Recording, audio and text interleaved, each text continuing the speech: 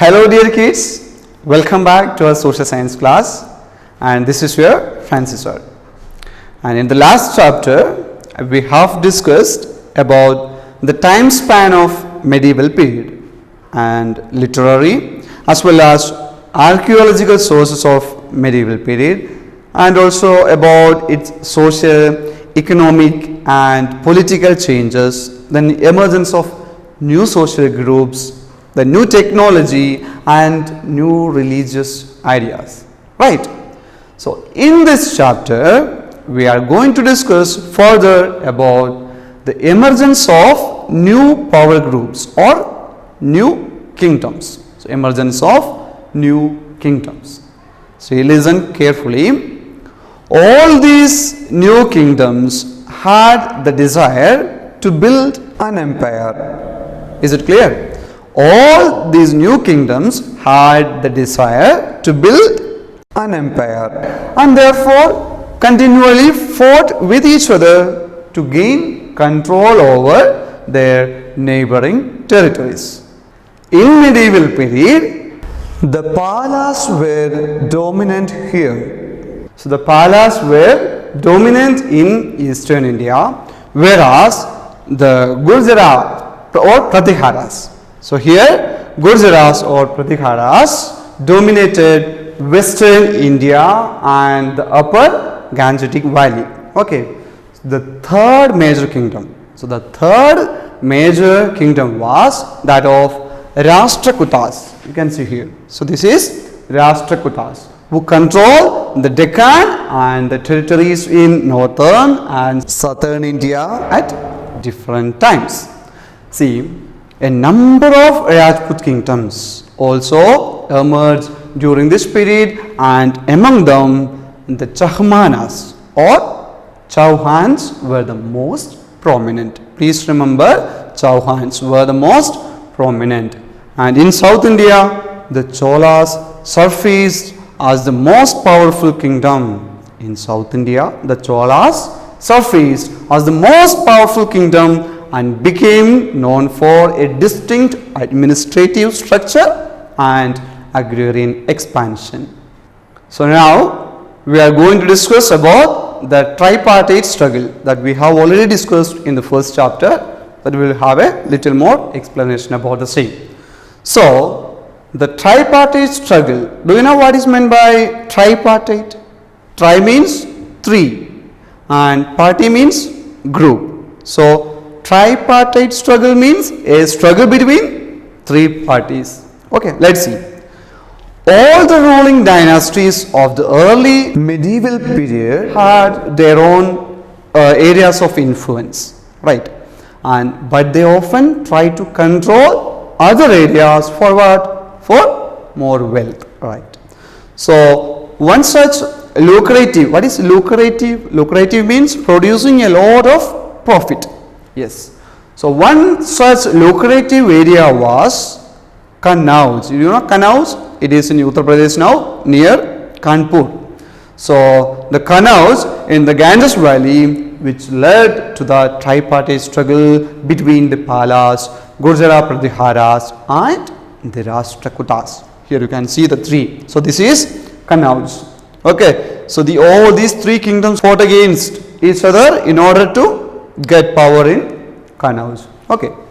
So it is said that the main causes for this struggle we can conclude into 3 points. The first one, the desire to possess the city of Kannauj. The desire to possess the city of Kannauj, which was then a symbol of sovereignty. Okay, so which was then the symbol of sovereignty, and this warfare was also for the next reason, that is the second one, for the control over the fertile regions of Gangetic Valley. Here the river Ganges is flowing through here. Okay, so in order to control over the fertile regions of the Gangetic Valley, that is the second reason. And another prime reason for their conflict was the desire to have control over the riches beyond their own territories, right? So this was possibly because the rulers needed huge amounts of wealth to enhance their military prowess. What is prowess? Prowess means skill. So they also try to demonstrate their power and resources by building large temples. Okay, so let's have a recap of tripartite struggle. So the tripartite struggle was between the three parties, namely Palas, Gurjara Pratiharas and the Rashtrakutas. And what were the reasons? The first reason was the desire to possess the city of Kannauj, and the second one for the control over the fertile regions of Gangetic Valley, and the third one desire to have control over the riches beyond their own territories. So now let us learn about these three prominent kingdoms. The first one is the Gurjara Pratiharas. Okay, see, the Gurjara Pratiharas, also known as Pratiharas, used their military skills and power to carve out a kingdom in Western India. So this is the main point you have to remember.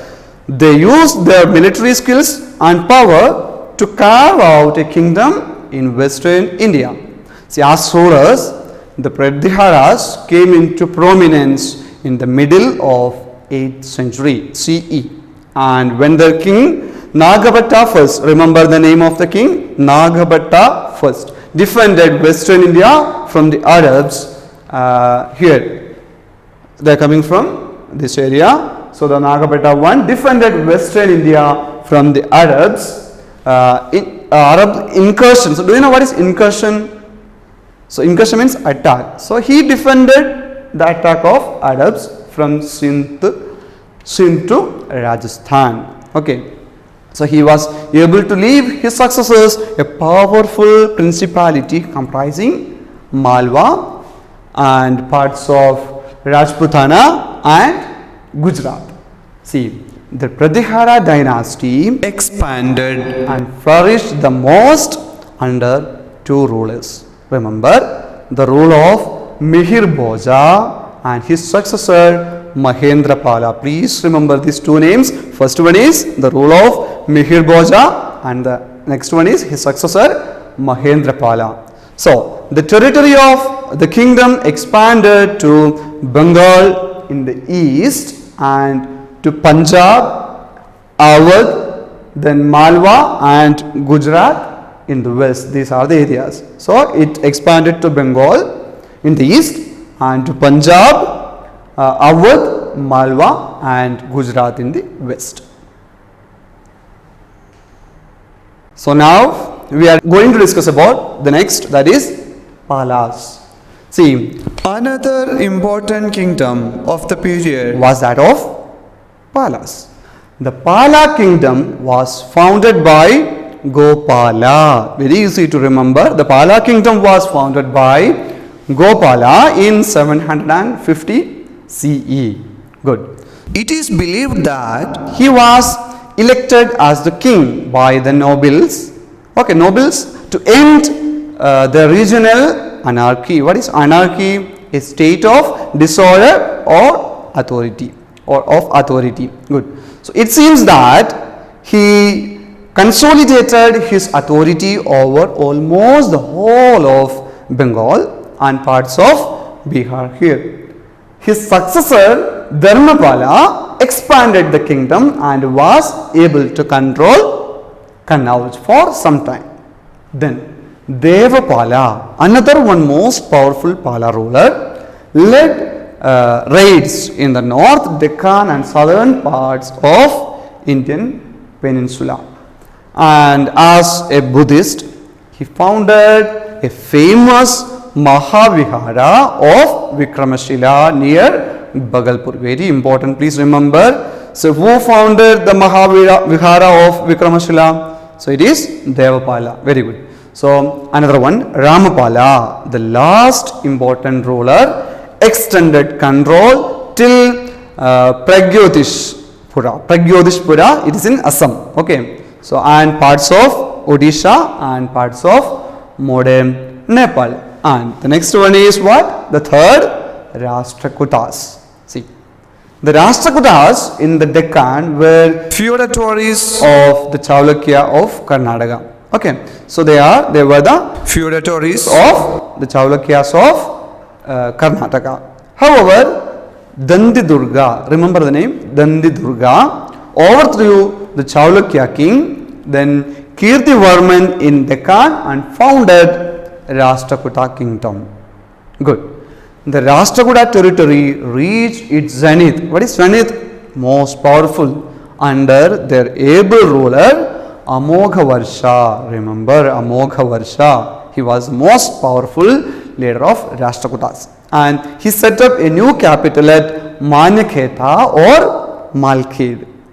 Good. So during this reign, Bharuch, now it is known as Bharuch, became the best port in this region here.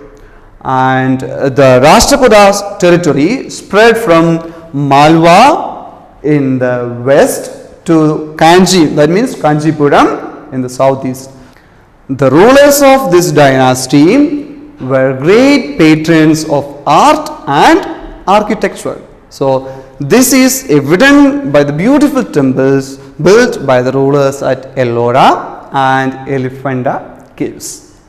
And our next topic is about the Turkish invasion. So what is Turkish invasion? What do you mean by invasion? So invasion means capturing with an armed force. Okay, capturing the areas with the help of army. So after the fall of Gurjara Pratihara Empire, there arose small independent powers like the Gahadawalas in Kannauj, then the Parmaras in Malwa, the Chaulukyas in Gujarat, and the Chauhans in Ajmer, then Thomas in Delhi, and the Chandelas in Bandulkhand. So they conflicted with each other, and it helped the Turkish invaders to capture the territories of Punjab and Delhi. So let's learn about the first one, Muhammad Ghazni. See, this is what? Muhammad Ghazni. One of the most prominent Turkish rulers who invaded the Indian subcontinent was Muhammad Ghazni. See, he mounted, what is mounted?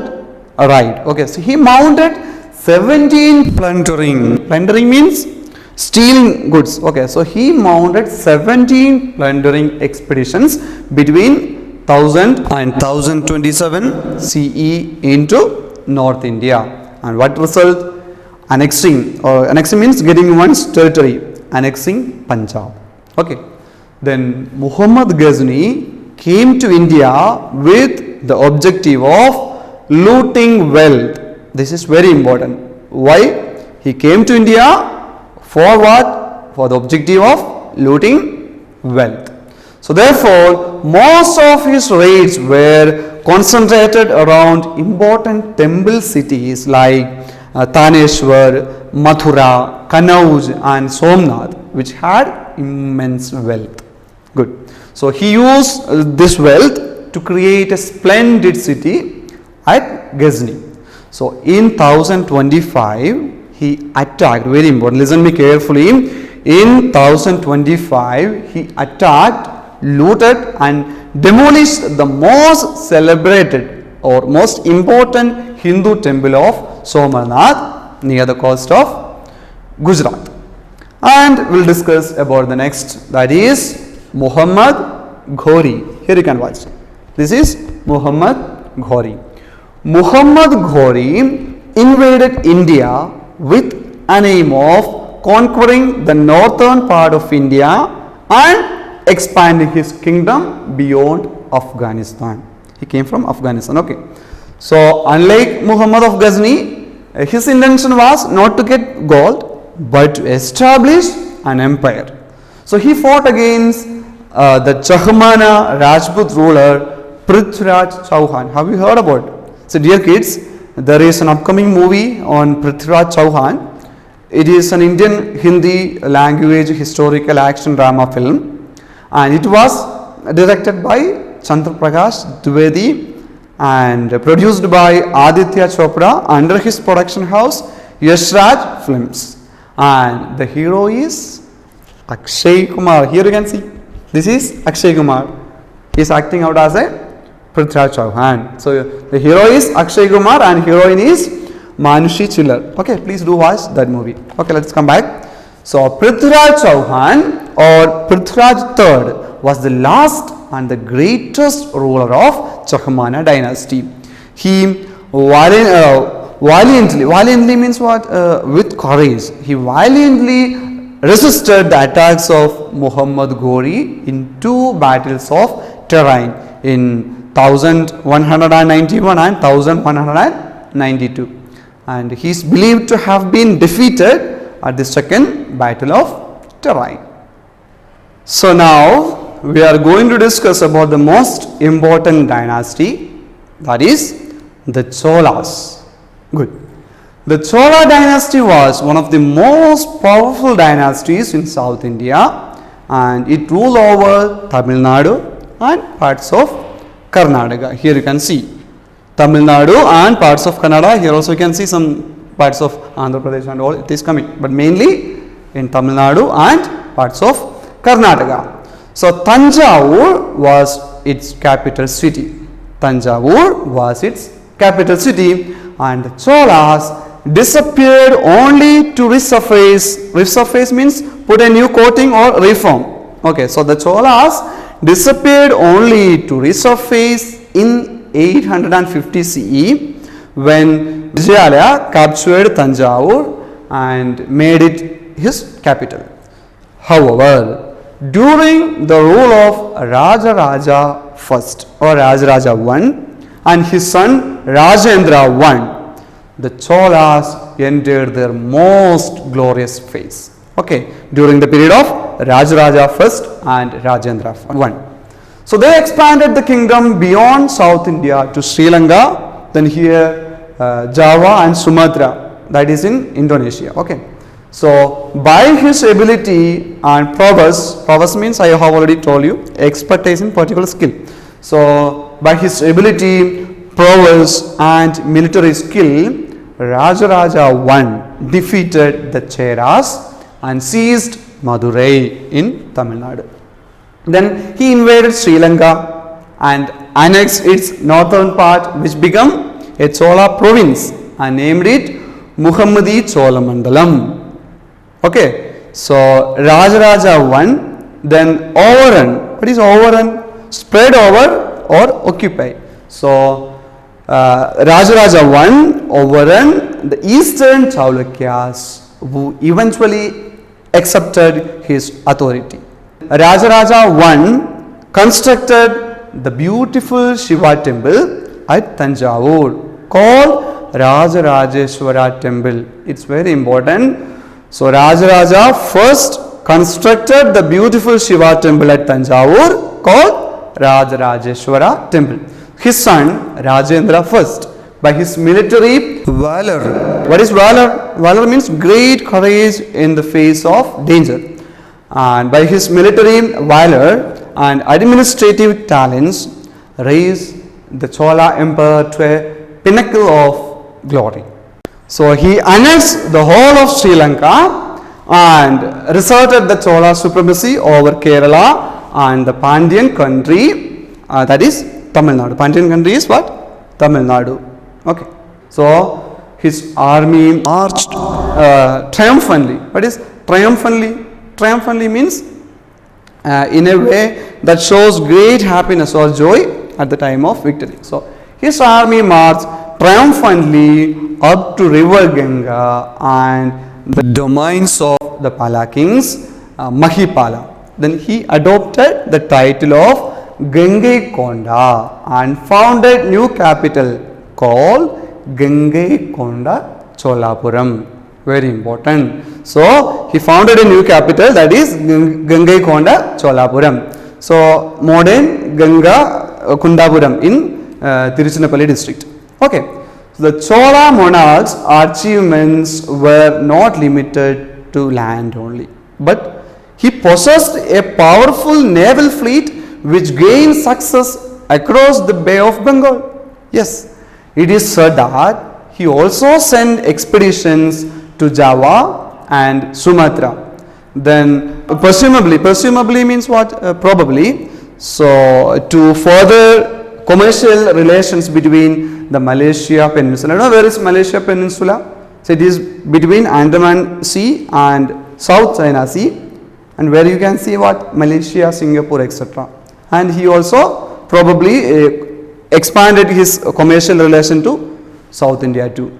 And let's see what about the king and the ministers of our Chola dynasty. Let's see, first one, the king was the head of the state, as we know, and he discharged his duties and responsibilities with the help of council of ministers and other high officers. Right, then the inscriptions of the Cholas prove that their system of administration was highly organized and efficient. See, apart from the ruler was known as Tiruvakya Kelvi. Okay, Tiruvakya Kelvi. So apart from the ruler, there was a ministerial council and an organized administrative staff.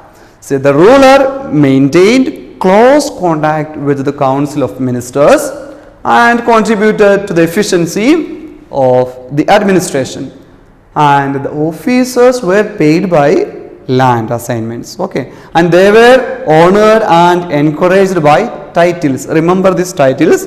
The higher officials enjoyed the title of Perundaram. It's also known as Peruntala. Okay, and the lower ones Sirunataram. So higher officials were known as Perundaram or Peruntala, and the lower ones Sirunataram. Okay, the Cholas also constructed roads which helped in trade, commerce and communication.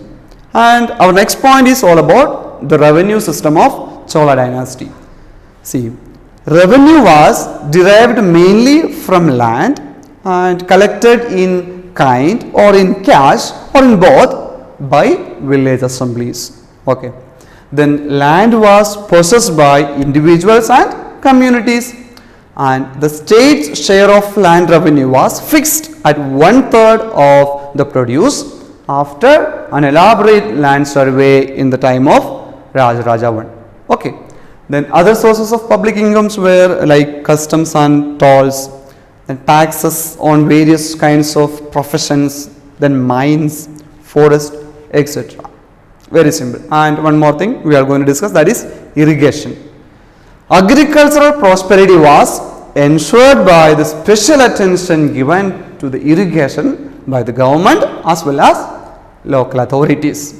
Village assemblies were responsible for maintaining tanks. Village assemblies were responsible for maintaining tanks in good condition and for reclaiming forest and wastelands. See, the Cholas spent huge amounts on building canals, tanks, then dams and wells. And remember, do you know Rajaraja I dug an artificial lake near his new capital, that is Gangaikonda Cholapuram. Okay, and we will discuss about one more thing, that is army. The army consisted of elephants, then cavalry. What is cavalry? Cavalry means soldiers who fought on horseback, and infantry. Infantry means soldiers fighting on foot. And so the army consisted of elephants, cavalry and infantry. Attention was given to training and discipline of the cantonment. Cantonment means military camp. So attention was given for providing training, and it was composed chiefly of kaikolas. You know, kaikolas means men with strong arms. Okay, and it was composed chiefly of kaikolas or sengundan, that means spear wielders. The commanders enjoyed the rank. The commanders enjoyed the rank of Nayaka Senapati. Remember, Nayaka Senapati or Mahadanda Nayaka.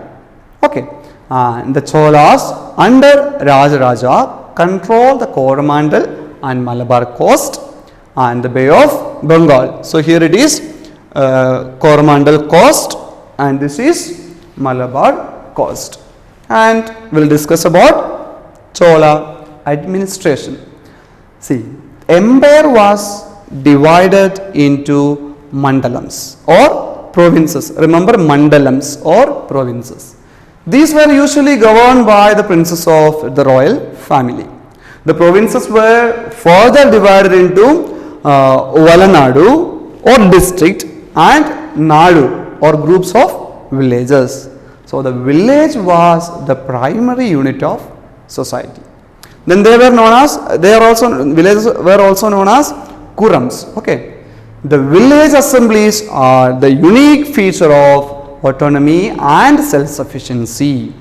From the Uttaramerur inscriptions, we find references to at least 3 types of assemblies which played an important part in local administration, namely Ur, Sabha or Mahasabha and Nagaram. Please, what are the 3 parts of local administration? Ur, Sabha or Mahasabha and Nagaram. Let's see what is Ur. The Ur was an assembly of common villages where the land was held by all classes of people who were therefore entitled to membership in the local assembly.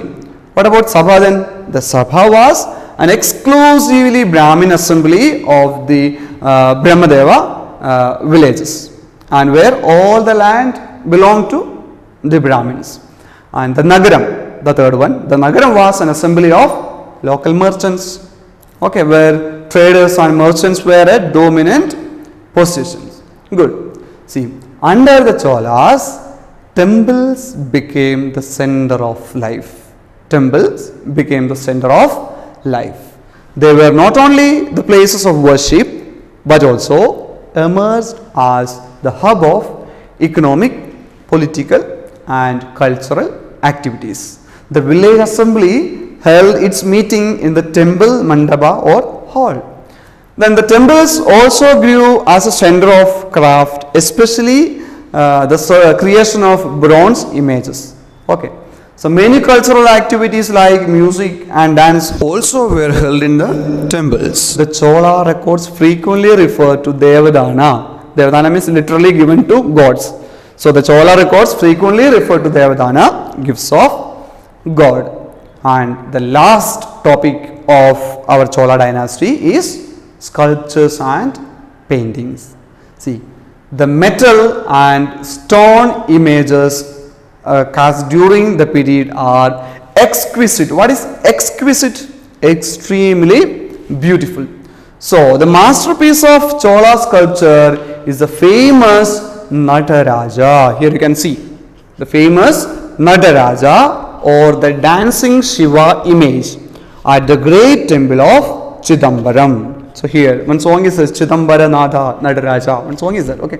So this is what the famous Nataraja sculpture or image at the great temple of Chidambaram. So this Nataraja has been described as the cultural epitome. What is epitome? Perfect example. So the Nataraja has been described as the cultural epitome of the Chola period.